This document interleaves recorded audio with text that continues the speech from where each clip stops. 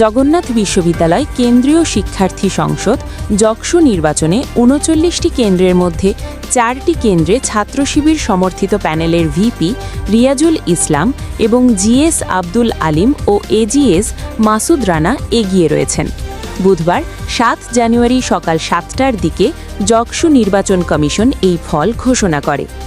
ঘোষিত ৪ কেন্দ্রের মধ্যে ভিপি পদে শিবিরের রিয়াজুল ইসলাম মোট ৪২৭ ভোট পেয়ে এগিয়ে আছেন।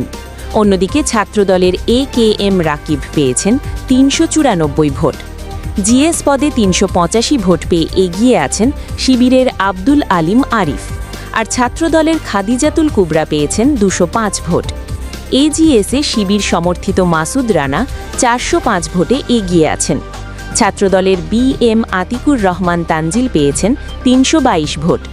এর মধ্যে ভূগোল ও পরিবেশ বিভাগে শিবির ভিপি রিয়াজুল ইসলাম ১০০ আর ছাত্রদলের এ.কে.এম. রাকিব ৯২ ভোট পেয়েছেন।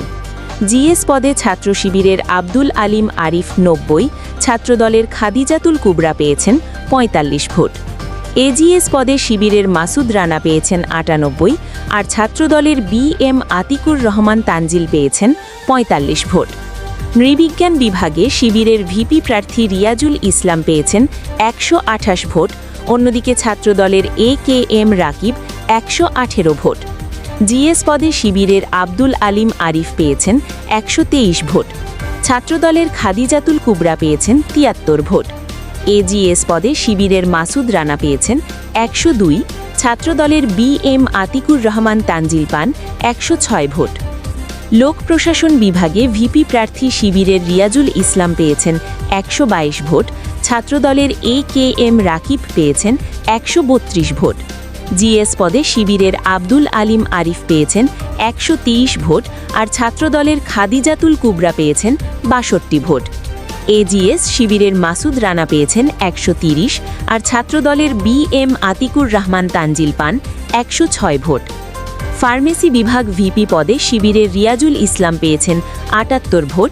ছাত্রদলের এ.কে.এম. রাকিব পেয়েছেন ৫৩ ভোট, আর জিএস পদে শিবিরের আব্দুল আলিম আরিফ পেয়েছেন ৮৩ ভোট।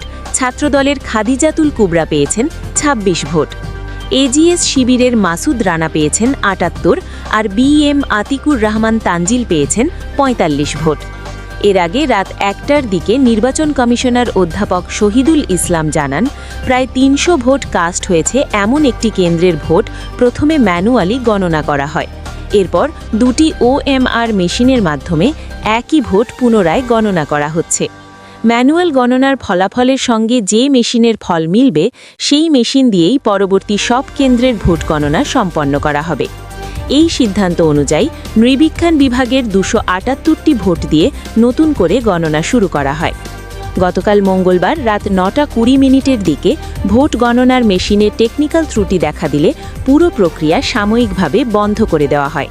পরে সমস্যার সমাধান শেষে দীর্ঘ বিরতির পর আবারও ভোট গণনা শুরু করে নির্বাচন কমিশন। সেদিন সকাল ৯টা থেকে বিকাল ৩টে পর্যন্ত যক্সু ও হল সংসদ নির্বাচনের ৩৯টি কেন্দ্রের ১৭৮টি বুথে ভোট গ্রহণ করা হয়। তবে নির্ধারিত সময়ের পরও বেশ কয়েকটি বিভাগের কেন্দ্রে ভোটারদের দীর্ঘ লাইন দেখা যায়। এসব ভোটারও ভোট দিয়েছেন। নির্বাচনে ভোট পড়েছে প্রায় ৬৫%।